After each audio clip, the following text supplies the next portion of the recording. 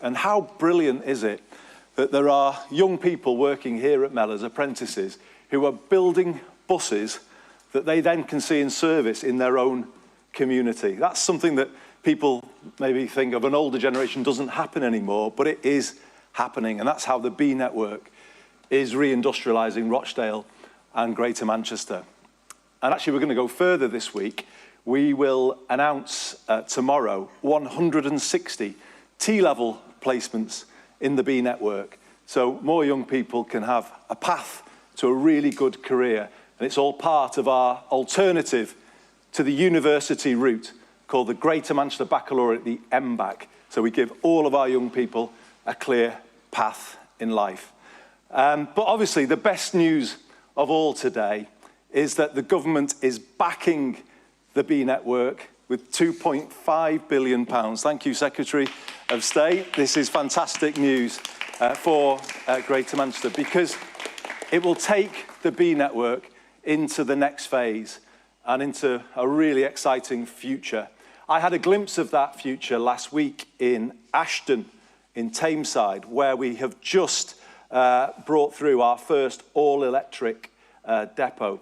With the funding provided by the government, we will create the UK's first fully integrated, all-electric, zero-emission public transport system, and we will do that by the end of the decade. It's an incredible vision, and Greater Manchester is really bringing forward the future, as we have done so many times in our city's history. But the funding also will go right round Greater Manchester and benefit people in all parts of the city region. So here in Rochdale, we will see a new tram train service begin, linking Oldham, Rochdale, Haywood, which hitherto has not been on our Metrolink system, and then up to Bury. We will have a new tram line to Stockport, which is something people there have long called for. We will bring 8 rail lines with the support of the Secretary of State into the B Network. We will integrate those lines into our capped payment system, like TfL Overground in London. 64 train stations will come in, and they will be amazing places to live and to invest, again, showing how transport can bring good growth. New interchanges in Lee and Bury, new tram stops in North Manchester, in Oldham, another one in Bury. This funding will go right round our city region. And what this says to you is that good transport powers good growth. Greater Manchester, in our first decade of devolution, has been growing faster than the UK economy for 10 years. 3.1% average annual growth over that period. That is something that hasn't happened for most of us here in our lifetimes. Most of the time, we've been growing slower than the UK economy, and the north-south divide has been getting wider. Well, we've reversed that, and we are closing that north-south divide now. But with this funding in the next decade, I believe we can go even further. And my offer to the Chancellor today is to achieve an even higher level of growth in the next decade than we did in the last. And I believe we can do that. I think the decade ahead of us, 2025 to 2035, could be the best decade for Greater Manchester since the Victorian period. And that is something that we are determined, myself, the leader of Rochdale, the leader of Oldham, the leader of Trafford, who are with us today, all of us together, we believe we can do it. And we now have got the backing to do it. So what I would say to the government is, we're ready to unlock a new era in Greater Manchester and really show how we can power the north with good growth, benefiting all of our residents and all of our communities. It's clear today that we are benefiting from a government that is actually putting investment into the north. The levelling up that was once promised is actually happening here. So the government is backing us, and our message from Greater Manchester today is that we're backing you. We're backing our Chancellor of the Exchequer as she goes into next week's spending review. Ladies and gentlemen, please give a warm welcome to the Chancellor of the Exchequer, Rachel Reeves.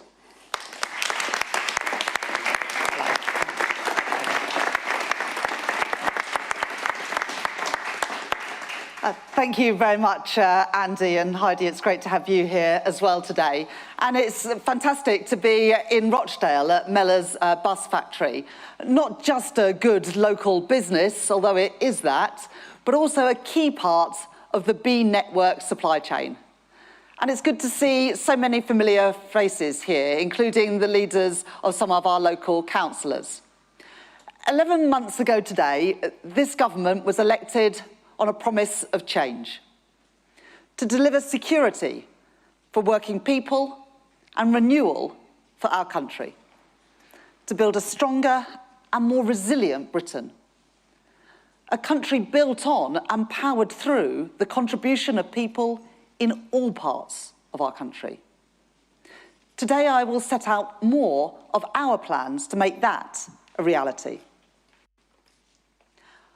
I know how hard the last few years have been for so many people.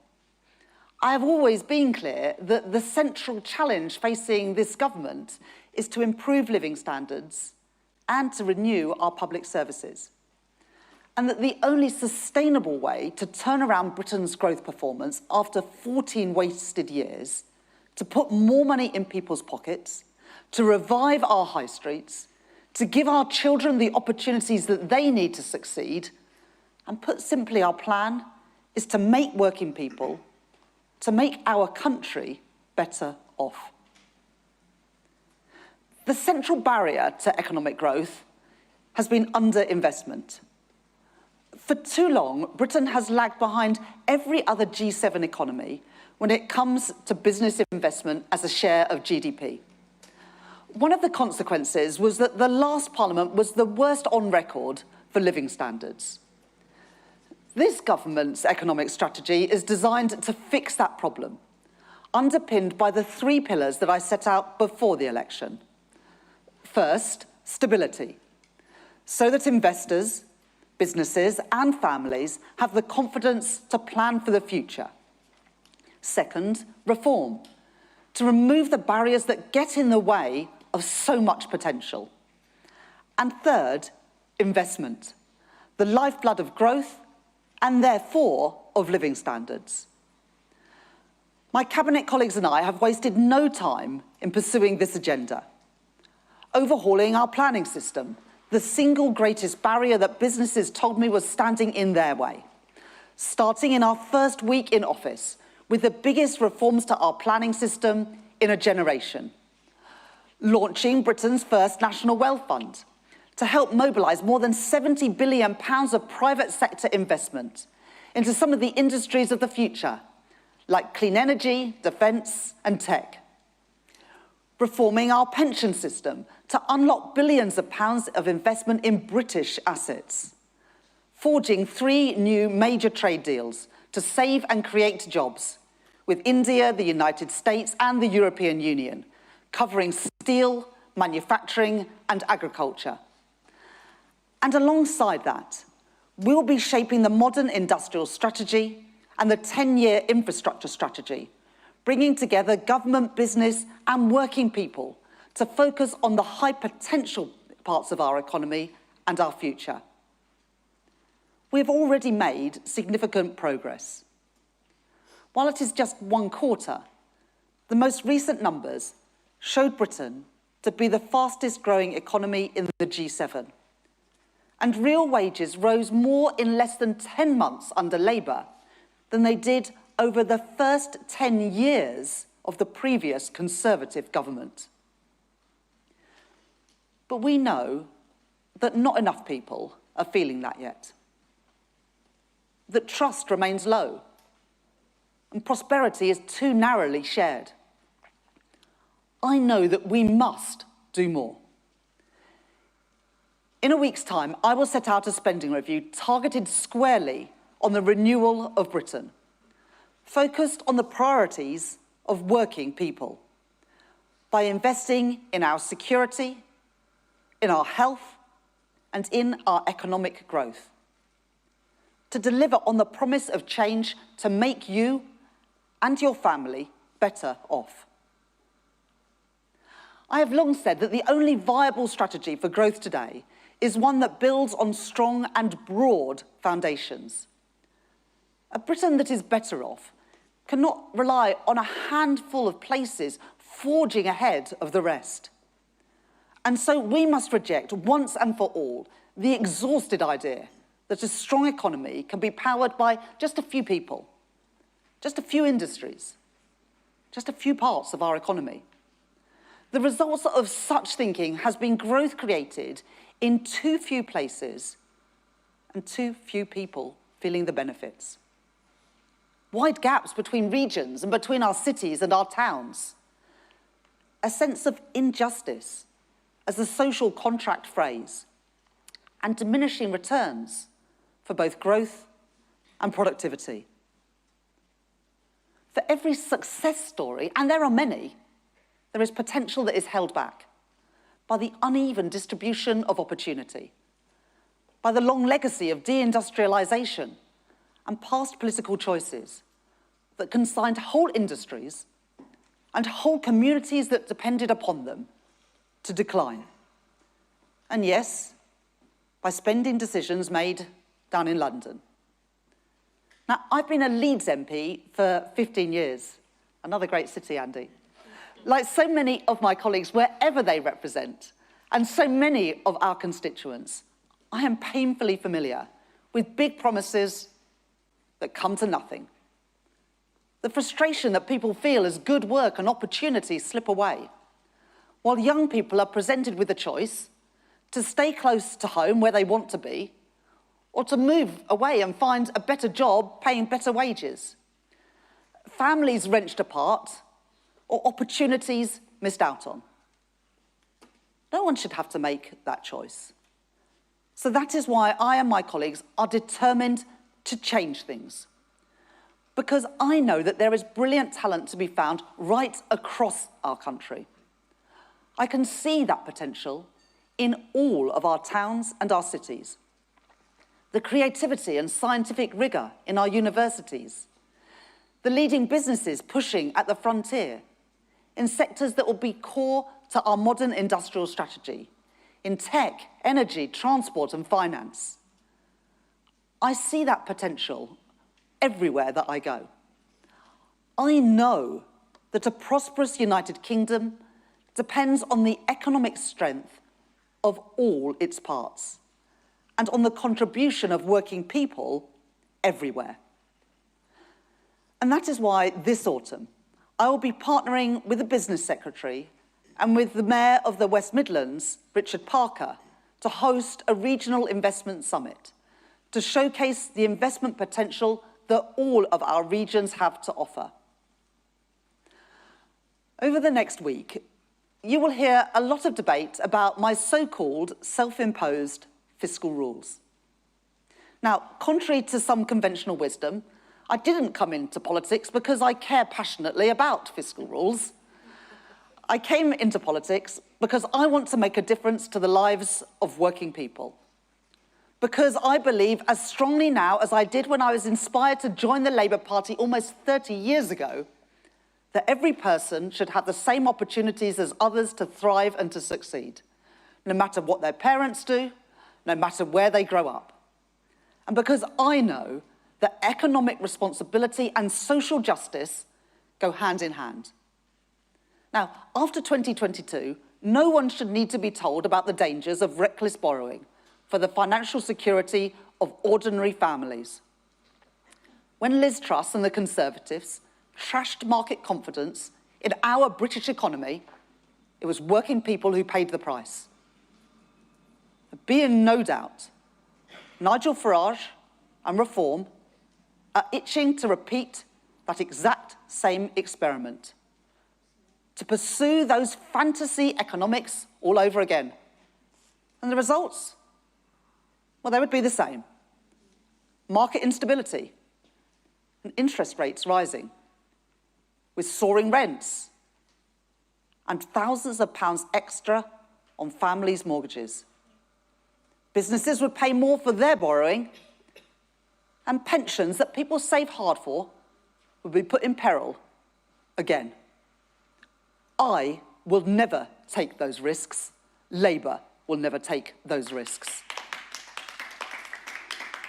Strong and transparent fiscal rules are an indispensable safeguard for working people, and that is why my rules are non-negotiable. So let's be clear. It is not me imposing borrowing limits on government. Those limits are the product of economic reality. So fiscal rules do matter, but the Conservatives' fiscal rules, well, they guaranteed neither stability nor investment, and that's why I changed them. At the budget last year, I changed Britain's fiscal rules to better serve both stability and investment, giving us the strong foundations that we need to renew our country as we promised. The first rule is for stability, that day-to-day government spending should be paid for by tax receipts. That is the sound economic choice. And it is the fair choice, because it isn't right to expect future generations to pay for the services that we rely on today. If only the previous government had have made those same choices. Instead, we inherited a total mess. A £22 billion black hole in day-to-day spending and debt at its highest level since the early 1960s. And yet, at the same time, public services were at breaking point. Last year, I made the decisions that I judged right and necessary to get Britain on a sound financial footing and to provide the urgent resource that our public services needed. That is why I made decisions, some of them extremely difficult, and certainly not all of them popular, to raise taxes on business and indeed on the wealthiest in the budget, enabling a £190 billion real terms increase over the spending review period compared to the Conservatives' day-to-day spending plans. Spending for our schools, our hospitals and our police, the services upon which we all rely. Now, even with those decisions, and even with that injection of cash, not every department will get everything that they want next week. And I have had to say no to things that I want to do too. But that's not because of my fiscal rules. It is the result of 14 years of Conservative maltreatment of our public services, our public realm, and of our economy. It is the stability that my rules support and the choices that we made as a government in October that have helped facilitate 4 cuts in interest rates since the last election, saving £650 a year for a family taking out a new typical 2-year fixed mortgage. My second fiscal rule is what enables us to invest in Britain's economic renewal, to keep Britain's public sector debt on a sustainable path, while allowing government to invest in the infrastructure that will provide stronger economic growth in the future. The decisions that we made in October mean that for the first time, Treasury actually takes account of the benefits and not just the costs of investment. And together, the fiscal rules mean that unlike our predecessors, we will not be balancing the books by cutting investment. And that is why we can increase investment by over £113 billion more than the last government planned, meaning public investment will be at its highest sustained level since the 1970s. Combined, these changes deliver over £300 billion of extra spending across 5 years on our public services and on our economic future. Britain faces a binary choice: investment or decline. And I choose investment because I believe in an entrepreneurial and an active state. And I reject wholeheartedly the old-fashioned dogmatic view that the only good thing a government can do is get out of the way. These choices that I am making are about realising that entrepreneurial and active state. At the spending review, I will set out in detail the allocation of those additional resources to power growth and to renew our public services. And the choice is already clear. Where Reform and the Conservatives would gamble with Britain's future, Labour will invest in that future. Where they offer chaos, Labour offers stability. Where they offer decline, Labour offers investment.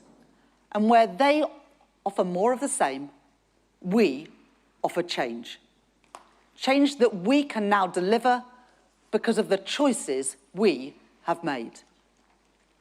Today, I can tell you about one part of those investments. They are underpinned by a step change in how government approaches and evaluates the case for investing in all of our regions.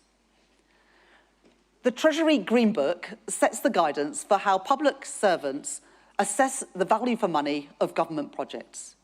It may sound dry, but it is one of the reasons why there hasn't been enough investment in the North and the Midlands for decades. And I have heard from mayors across the country, from Andy, but also from Steve Rotherham, the Mayor of Liverpool, that previous governments have wielded the Green Book against them as an excuse to deny important investments in their areas and their people. That's why in January, I ordered a review of the Green Book and how it is being used to make sure that this government gives every region a fair hearing when it comes to investment. I will publish the full conclusions of that review next week. However, I can tell you now that it will mark a new approach to decision-making in government and an end to siloed Whitehall thinking, making sure that government is taking account of the reinforcing economic effects of infrastructure investment in housing, in skills and in jobs, to invest in all of our nations and regions, not just a few. Next week, I will set out our plans in full for England, Scotland, Wales and Northern Ireland, in housing, in energy, in roads and in rail. But today I want to tell you about just one part of our plan, renewing our transport systems in England's largest mayoral regions, including here in Greater Manchester and across the North and the Midlands. Because connectivity is an absolutely critical factor in unlocking the potential of towns and cities outside of London. One of the areas in which previous governments have promised most, but delivered least. And that will now change. Let me tell you why it matters. Modern growth rests on dynamic, connected city regions, creating clusters of activity so that people can get around, communicate, share ideas, commute, find good work, and earn wages that flow back into strong local economies. Stronger transport links within cities and the towns around them create opportunity by connecting labour markets and making it easier for firms to buy and sell goods and services in different places to different people. Labour's strong investment in the past in strongly integrated transport systems, including in London, helps explain London's global success and also its advantages over other UK cities. Now, we want London to succeed, but it is the lack of that infrastructure which puts England's other great cities, Birmingham, Liverpool, Newcastle, at a disadvantage compared to their European counterparts that have this infrastructure. And it helps to explain our underperformance relative to other European economies. If we were to increase the productivity of those second cities in the UK to match the national average, our economy today would be £86 billion larger.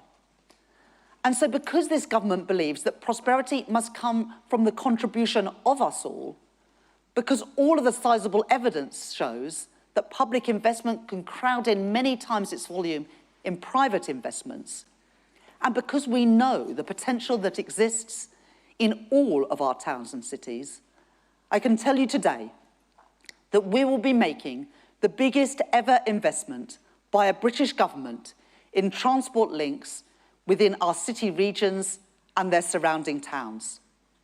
£15.6 billion in transport funding settlements to be delivered by our regional mayors. more than doubling real-term spending on city-region connectivity. The last government made big promises to invest in city regions. We heard it all. But they had no plan to fund it. Thanks to the changes to our fiscal framework announced in the budget, this government now does have the money to fund it. And that money is going to our mayors to deliver on the priorities of their communities. New trams, new train stations and bus routes to link up our towns and cities. Unlocking new homes, new jobs, new investment and leisure opportunities across our regions. And let me take you through those city regional investments in turn.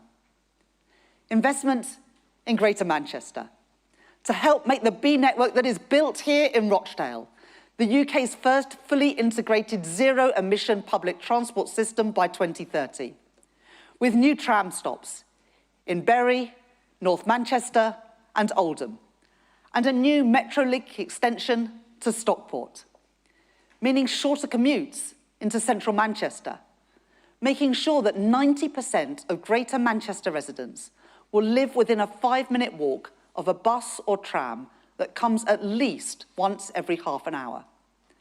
And opening up connections for people in Bury, in Haywood, in Rochdale and in Oldham to the tens of thousands of new jobs in the Northern Gateway. Investment in the Liverpool city region, backing the Mayor Steve Rotherham to deliver 3 new rapid bus routes, linking up the city centre, John Lennon Airport, Anfield, the new Everton Stadium on Bramley Moor Dock, and new homes built on the Central Docks redevelopment, alongside the largest ever investment in Merseyside railway stations to serve Halton, St Helens and Woodchurch. Investment in West Yorkshire, so that Tracy Brabin can fulfil her manifesto commitment to the people of West Yorkshire to deliver that mass transit system, with spades in the ground by 2028, unlocking in the process over 7,000 new homes, improving local transport for 700,000 people, to link up Bradford, Kirklees, Calderdale, Wakefield, Pudsey and Leeds. The largest city in Western Europe without a light rail or metro system, but not for much longer. Investment in the northeast to allow our Mayor, Kim McGuinness, to extend the Tyne and Wear Metro, linking Washington with Newcastle and Sunderland, and in line with our industrial strategy priorities, strengthening one of the largest advanced manufacturing zones in Europe, connecting Nissan and the businesses in its supply chain to a wider pool of talent. Investment in South Yorkshire, supporting our Mayor, Oliver Coppard, so that in addition to the reopening of Doncaster Airport, he can renew the existing and now publicly controlled Supertram network, with track replacements, overhead line maintenance and rolling stock renewal, with a full fleet of new vehicles by 2032. A bigger and better integrated transport network, linking jobs and homes in Sheffield and Rotherham. Investment in the west of England, backing the Mayor Helen Godwin's plans for mass transit development across the region, and improved rail infrastructure to help unlock more services between Brabazon and the city centre, meaning shorter journey times to Bristol Temple Meads from across the wider area.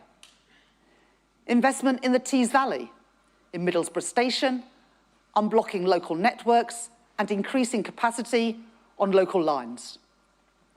Investment in the East Midlands, so that our Mayor, Claire Ward, can forge the Trent Arc, linking Derby and Nottingham, to create tens of thousands of new jobs and homes, connecting Infinity Park Investment Zone and the East Midlands Freeport, with sites including Ratcliffe-on-Soar, Clean Energy and Advanced Manufacturing, and East Midlands Intermodal Park, home of Toyota in the region, along the Trent Arc corridor. And investment in the West Midlands, backing our Mayor Richard Parker's plans for a metro expansion from Birmingham city centre to the new sports quarter, to unlock more than £3 billion of private investment in an area with some of the lowest levels of economic activity in all of the UK, with the potential to create more than 8,000 jobs and catalyse the regeneration of East Birmingham and of Solihull. For some people living in some of our biggest cities and towns around them, these measures will mean shorter commute times. They will mean good work and money flowing back into local economies. They will mean businesses connecting with workers, customers, and supply chains. They will mean the revival of high streets. They will mean young people able to stay close to homes and pursue the opportunities that they dream of. It will mean more growth, more parts of our country benefiting, and more people and more places across the UK feeling better off. In short, it will mean the renewal of our cities and our towns all across the UK. As we build train stations and tram lines and buses, that will mean orders for steel made here in Britain. 6 weeks ago, this government was presented with a choice: to allow British Steel in Scunthorpe to close, or to intervene in a way that British governments have been too reluctant to do for too long. In opposition, I promised that our economic policy would be guided by what I call securonomics, a belief that an active state should and would take the necessary action to provide security for families and resilience for our national economy. That we would end the days when government turned a blind eye to where things are made and who makes them. And I meant what I said. And so I was not prepared to tolerate a situation in which Britain's steel capacity was fundamentally undermined, in which our infrastructure, our industries, our security became dependent on foreign imports. And I was not prepared to see another working class community lose its pride, the prosperity, the dignity that industry provides. So we intervened. We saved British Steel and the jobs that went with it. And in line with that principle, as we invest in transport for our regions, that investment will support British supply chains. I promised that this Labour government would buy, make and sell more here in Britain, and I meant it. Growth made in Britain, jobs here in Britain, and a new generation of crucial national infrastructure built right here in Britain. What I have set out today is just one part of our ambitious plan for the renewal of Britain, a plan which marks a decisive break with the days when government stood back and shrugged its shoulders, as jobs, industry and aspiration were drained away from so many of our towns and cities. Steps towards a new economic model, driven by investment in all parts of the country, not just a few. That is how we intend to deliver on that promise of change, to make you and your family better off. Next week, there will be more to come. This government promised change, and we are keeping that promise. Thank you.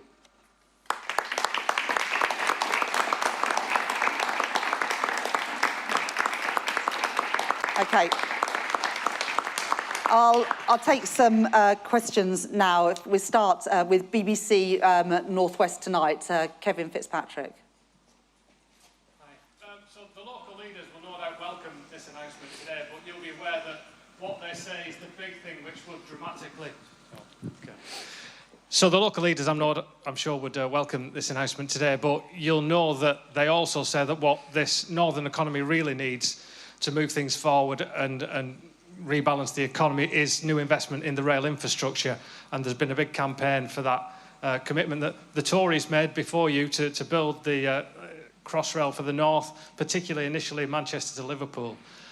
So can you commit that that is going to happen, and how much money will be allocated to it next week? So today I'm able to announce the mayoral settlements, which is a 2.4% increase in the funding for those combined authorities compared to the plans of the previous government for the previous parliament. That's a substantial uplift, and then they'll make decisions about how to spend it. But as I was really clear, all I am setting out today is those settlements for the mayors. There'll be more to come next week on a whole wider set of investments in transport, in both road and rail, but also in housing, in energy and in digital infrastructure, and also support for our towns and our local places, all of which I know, because I speak to them regularly, are really important to all of our local leaders, including here in Greater Manchester. But I also just want to push back on something you said, that the previous government made these commitments. The previous government made a lot of commitments. What they didn't do is put the money in to be able to deliver them. And that is the big difference about what we are doing. On Wednesday next week, I will be setting out in a spending review where you can see every pound allocated, investment for 3 years for day-to-day spending, investment for 5 years for capital spending. We'll then be publishing a 10-year national infrastructure plan. That is a world away. You can make all the promises you like, but if the money's not there, they're not real. And that is the difference between the hollow promises of the last government and the serious ambition and investment of this government, with our plans not just generated in Westminster and Whitehall, but built up in conjunction with our mayors and with our local leaders, because we believe that the people who represent their local communities, live there day in, day out, know what is best for their local people and their local communities. And that is what is different about this government compared with the hollow and shallow promises of the past. I'll take the next question from Joseph at Manchester Evening News. Hi.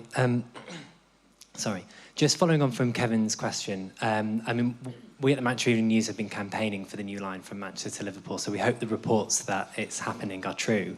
If you won't tell us that you can make a commitment to it today and how much you'll be spending, can you at least tell us what you think of the Mayor's proposal for the new line? And as part of those plans, the mayors have talked about an underground station at Piccadilly, which would also improve links to your constituency of Leeds.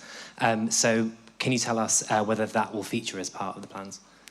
Today I'm focusing on the mayoral settlements, not on heavy rail. So today I'm setting out £15.6 billion across 8 combined authorities, which is a 2.4% increase in spending in real terms in this Parliament compared with the last Parliament. And the focus today is on connections within city regions, connecting the towns with the cities so that more people can access good jobs and we can open up more housing development and more investment across the region. There's more to come next week, but I will set that out in the spending review next week. The next question from the BBC, Alex Forsyth. Thank you very much, Chancellor. Thank you. You've set out this investment in transport projects today, but isn't the reality that next week your spending plans are going to be difficult for some public services? And if you are determined to stick to your fiscal rules, can you level with people about how tough day-to-day spending might be? Well, thanks very much for your question. As I set out, I changed the fiscal rules last autumn. And those changes to the fiscal rules and also the difficult decisions that I made, not always popular, to increase taxes on business and also the most wealthiest. The non-DOMS changes, capital gains, private equity, private jets, private schools, that brought in around £40 billion a year. And the result of those 2 sets of changes, both on tax and the fiscal rules, meant that we're able to spend £190 billion more on day-to-day spending compared to the plans we inherited.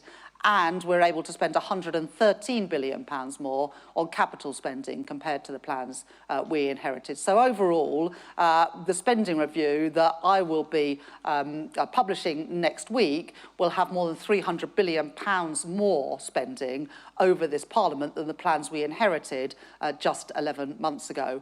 Does that mean that we'll be able to do everything that we want to do? No. As I said in my speech just now, there are good things that I've had to say no to. The reason for that is because it is important to have control of the public finances. But everyone here will know, I expect a lot of people here have got mortgages that went up in 2022 because of what Liz Truss did to the economy. She crashed the economy, markets lost confidence, interest rates went through the roof, and people that are affected most by that were just ordinary working people who had done nothing wrong, but found that their dreams of home ownership were further away than ever, or the mortgages they had taken out in good faith, they were now paying hundreds of pounds extra for. So when I say the fiscal rules are non-negotiable, it's not a matter of pride for me that we stick to the fiscal rules. It's about protecting working people from economic irresponsibility that they pay the price for. So that does mean we can't say yes to everything, but because of the changes we made, both the difficult choices on tax, but also the right choices, and the right choices too on fiscal rules, mean that we have got £300 billion more to spend over the next 5 years than if I had simply stuck to the spending decisions of the previous Conservative government. ITV, Carl. Thank you, Chancellor. You say you've had to say no to some things that your colleagues and you would like to do.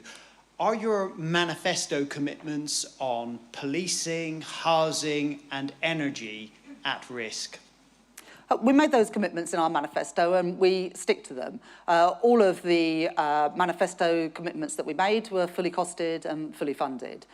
So using money from increasing VAT on private schools to invest in new teachers in our state schools, using the energy profits levy on the profits that the big energy companies are making to invest in renewable energy, cracking down on non-doms so that if you make Britain your home, you pay your taxes here, and putting that money into our National Health Service. So those promises were fully funded, fully costed, and we've raised those taxes to put that money into our frontline public services, which is why we can deliver on our manifesto commitments, including not increasing the taxes that working people pay, the key taxes working people pay, income tax, national insurance and VAT.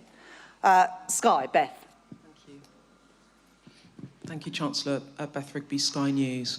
Chancellor, in the past 2 weeks, voters have heard about big increases in defence spending, a reversal of cuts to winter fuel allowance, potentially lifting the 2-child benefit cap, and they wonder how you're going to pay for all of these additional commitments.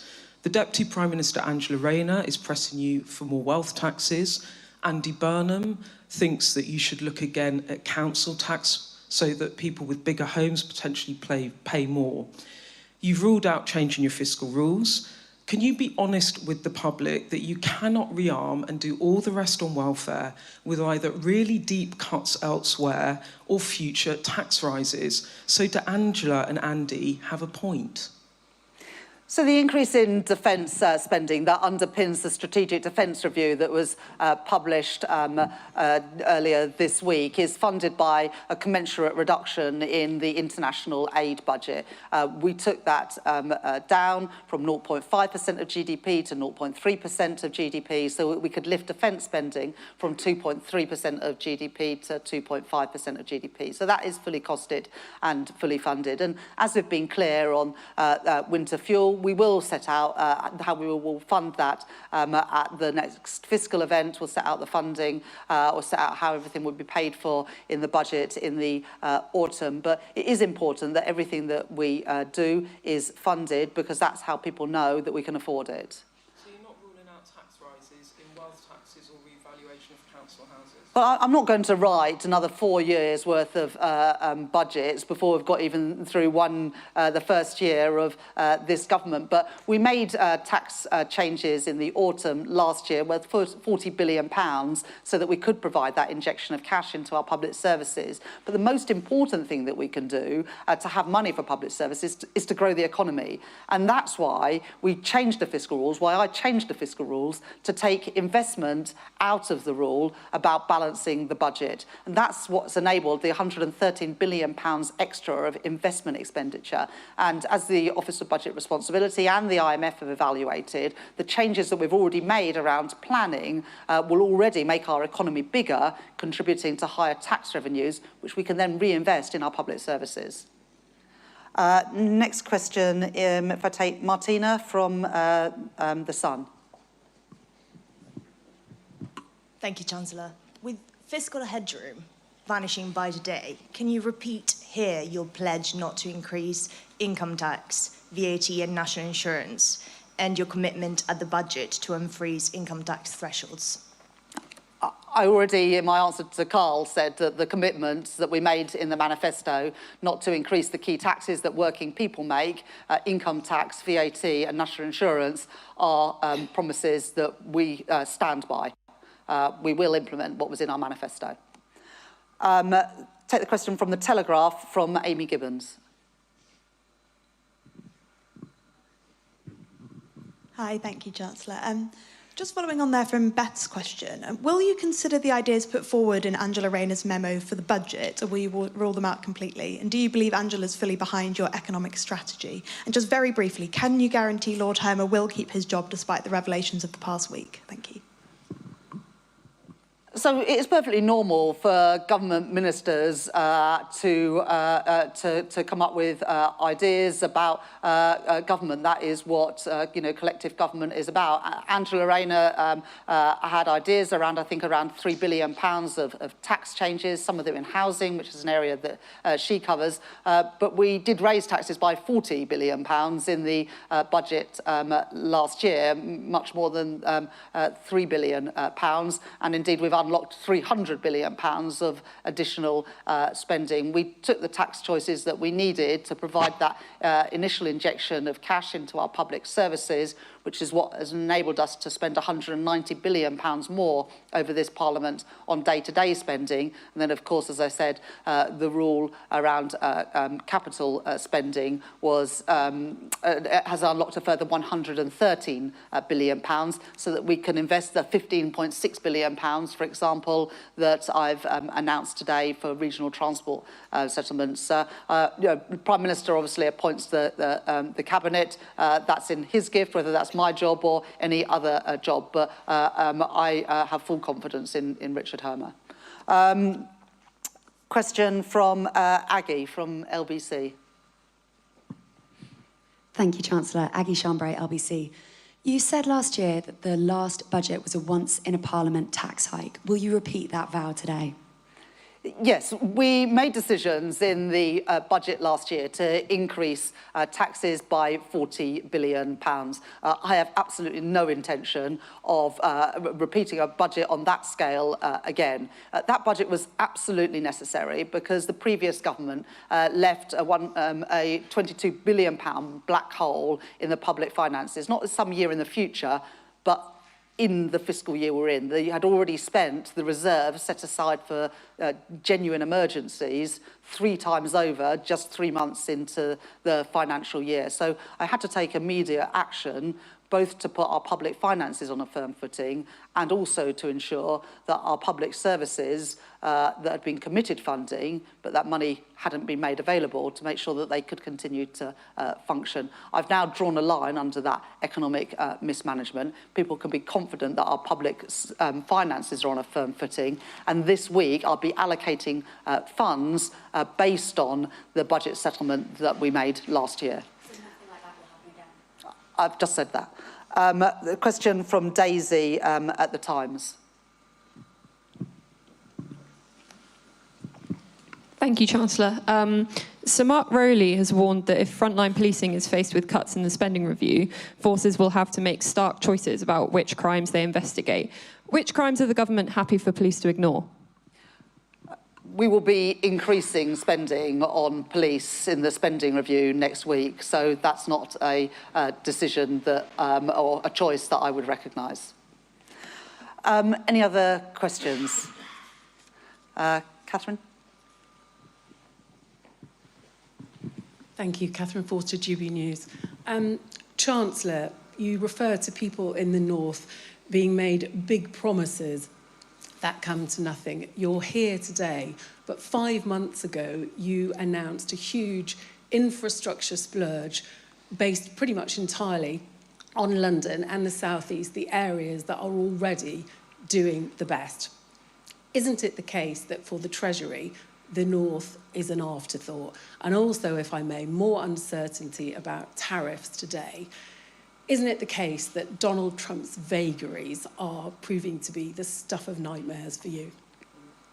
So the announcements we've made today is an uplift at 2.4 times more spending in this Parliament on these regional mayoral transport settlements compared to the settlement in the last Parliament. That is a substantial uplift, which is what makes possible the investments that I've announced today in extending existing tram networks, building new tram networks, new buses, new stations, all possible because the investment in the North and the Midlands that I'm setting out today. And this is just one part, £15.6 billion, of a £113 billion uplift in public investment that I'm going to be setting out in more detail. And of course, it also comes on top of the investments through the National Wealth Fund, investments in places like Sunderland, which I announced just a couple of weeks ago in a battery factory for electric vehicles. It comes on top of the commitment to carbon capture and storage, more than £20 billion of public and private investment in Merseyside and in Teesside. So we're committed to growth everywhere. And one, I think, indication that this is not just about one-off announcements, but about a whole different approach is the fact that we're changing the Green Book. And as said in the speech, it might sound dry, but it's the excuse that government have used for years to say, oh, we'd love to do this, but it's not good value for money. Well, it's only not good value for money because you've written the rules that way. And we're changing that. And we're changing that because that is what our mayors asked us to do. They said they don't want handouts. They don't want a Labour government doing them favours. They want us to take seriously their investment propositions. And that's what the reforms that I'm going to be setting out in full detail next week will enable us to do. So it's not just a one-off decision, this is about a whole different way of doing things. And let me say something about the tariffs. Look, it was welcomed today by UK Steel that we have an exemption on the 50% steel tariffs that Donald Trump is bringing in. They will apply to every country in the world apart from Britain. That is because of the negotiating that Johnny Reynolds and his team at DBT have led, but also because of the work that our Prime Minister has done in building that relationship and setting out the case for Britain with the President of the United States. Now, we have 25% tariffs on steel today, but we've signed a deal, we've done a deal with the US that will bring those down to zero. That is good for British Steel, but it is also good for Jaguar Land Rover and other car manufacturers and other industries in the UK. And we are still the only country that has done a deal with the US, but not just with the US, also with India, which helps many industries, including Scotch whisky, where tariffs have more than halved, and the deal with the EU, which helps our farming sector in particular, but also other parts of the economy. So 3 trade deals, a National Wealth Fund, reforming the Green Book, reforming how our pension system invests in British assets, all with the sole purpose of making Britain better off so we can make working people right across our country better off. Is Jen here from the FT? Oh, yes.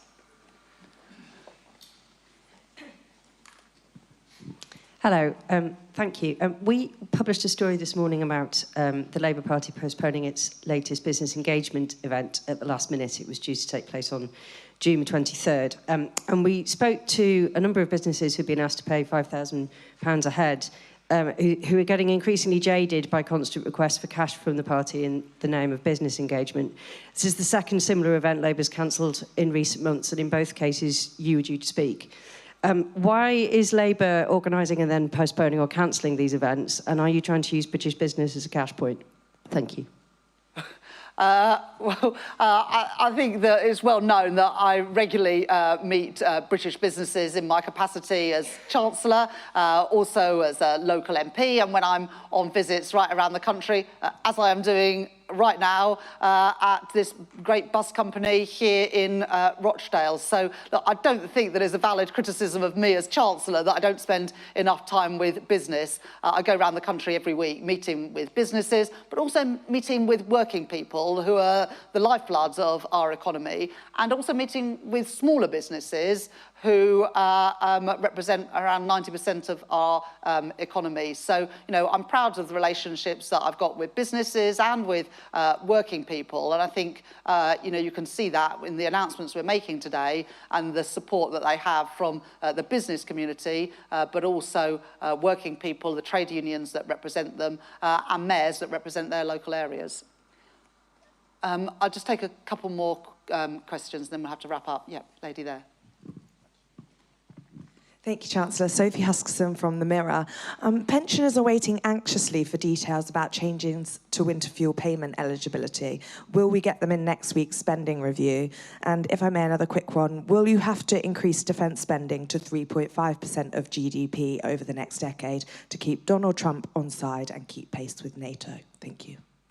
So I had to make decisions last year to restore sound public finances, and that involved a number of difficult decisions around welfare, taxation, and also public spending, including the decision to means test winter fuel payments, so only the poorest pensioners, those on pension credit, got it. But we have now put our public finances on a firmer footing. The economy is in a better shape, but we have also listened to the concerns that people had about the level of the means test. And so we will be making changes to that. They will be in place so that pensioners are paid this coming winter, and we'll announce the detail of that and the level of that as soon as we possibly can. But people should be in no doubt that the means test will increase and people will get, more people will get winter fuel payment this winter.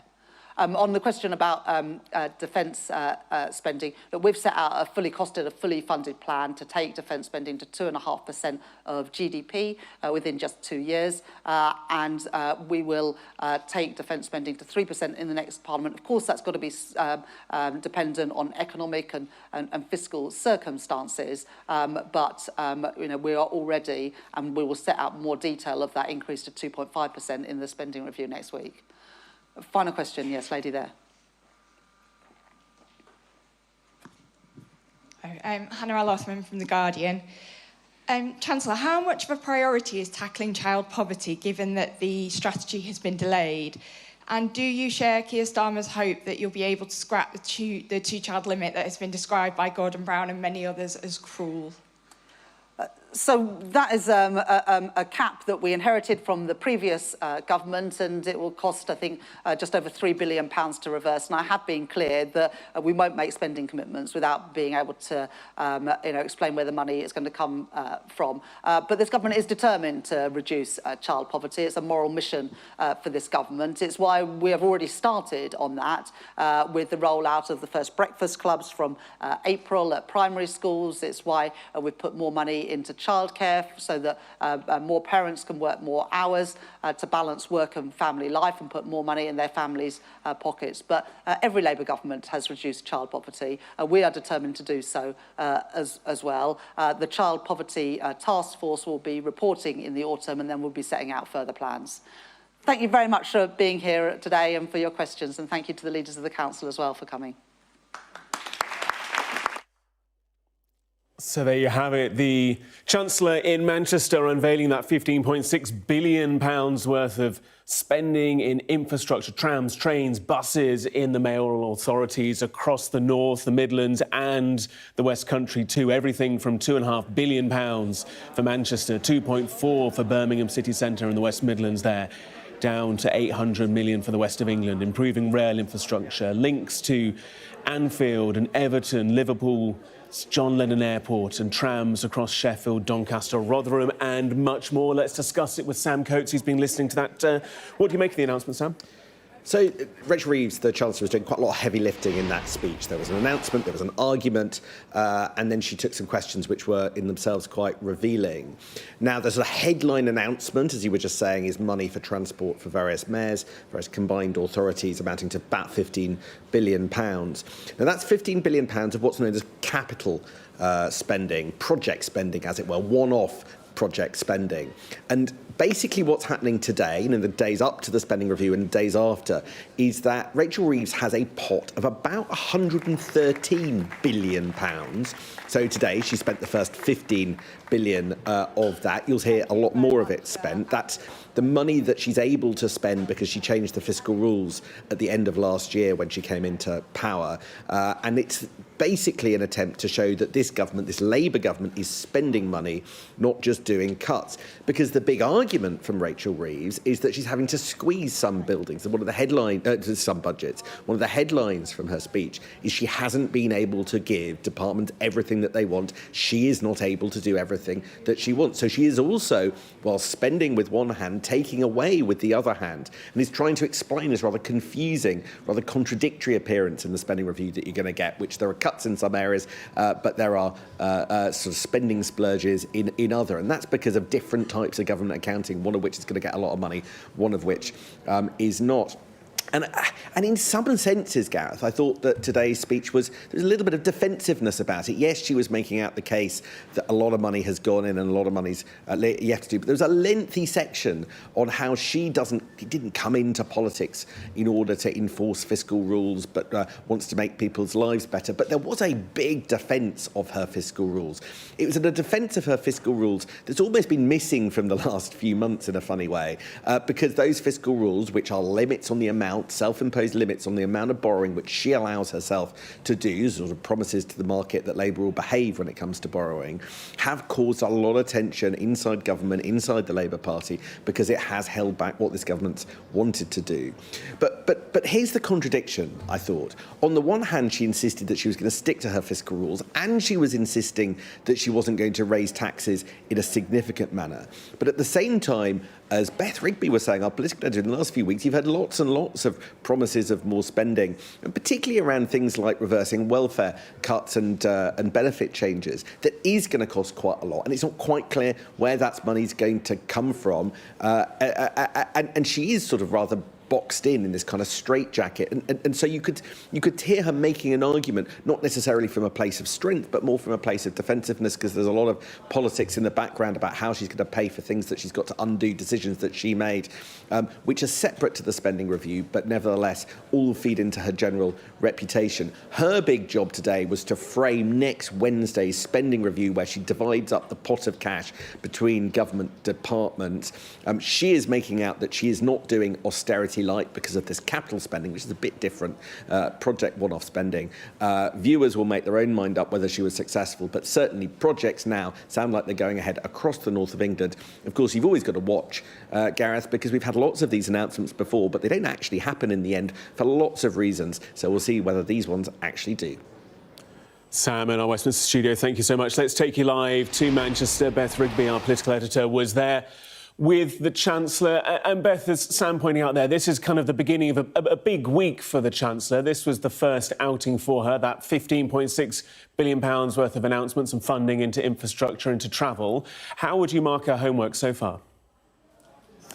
Well, look, I think what this moment is the Chancellor, if you like, setting the framing of how she wants to present this spending review to the country. And yes, there was lots about economics and fiscal rules, but there was a lot of politics in that too. And I'll just take you through what she was doing there. I think the first point is that she was talking about national renewal, as she put it. She was trying to frame this spending review as a moment in which the Labour government delivers the change that she acknowledged, actually, in that speech, the public did not feel they were getting from Labour, which was elected nearly a year ago. So she talked about national renewal. She talked about massive capital investment across the country. The spending review has two elements to it. It has a big capital pot of money that the government borrows to invest, and then it has the spending deals for day-to-day spending for departments. And what she was talking about here really was about the capital. She talked about 15 billion of investment across transport in a dozen different projects across the Midlands and the North. Next week, I expect we're going to hear about that train line that she was asked about, the rail link between Manchester and Liverpool.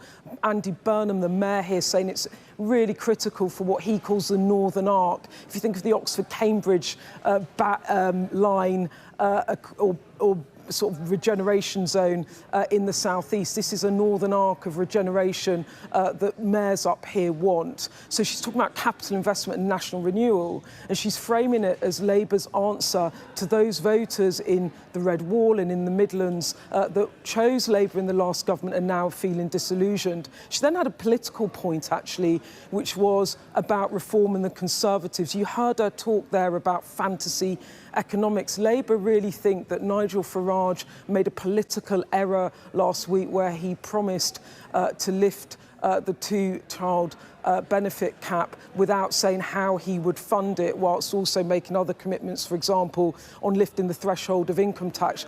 Labour think that he, in going into policy, is putting himself in a position where they can frame him as another version of Liz Truss, and you saw her trying to do that. That's the political attack that Labour are taking to Labour. And then, of course, within all of it was the questions about how governments spend money. And I'd say just a couple of things on that. Number one, what you saw there is a Chancellor who is being really strict on her fiscal rules. She thinks it is what gives the government credibility with the market. She said they're immovable, and she said it again. And she said that not really for the audience here. I think she said it really for the audience within the Labour Party, where she is being pressed to change those rules in order to borrow more, to fund more day-to-day spending. She's not going to do that.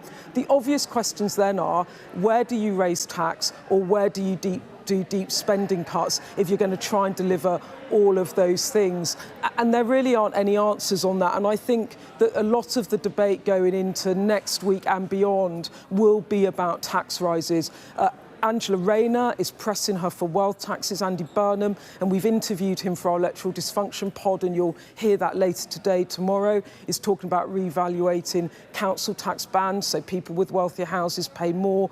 They're looking, the Labour left are pressing her for more tax rises, and that is going to be a big question as she looks to balance all these competing demands. The story of today is about capital investment and the kind of growth that can potentially create, the way in which Labour is handing out an additional 113 billion of capital over this Parliament. Next week, it's going to be tougher about spending cuts and where they're going to fall. So I think there's going to be a tale of two halves, if you like. But today it was all about capital spending and Labour trying to politically appeal to voters feeling very disillusioned with them up here in places like Rochdale.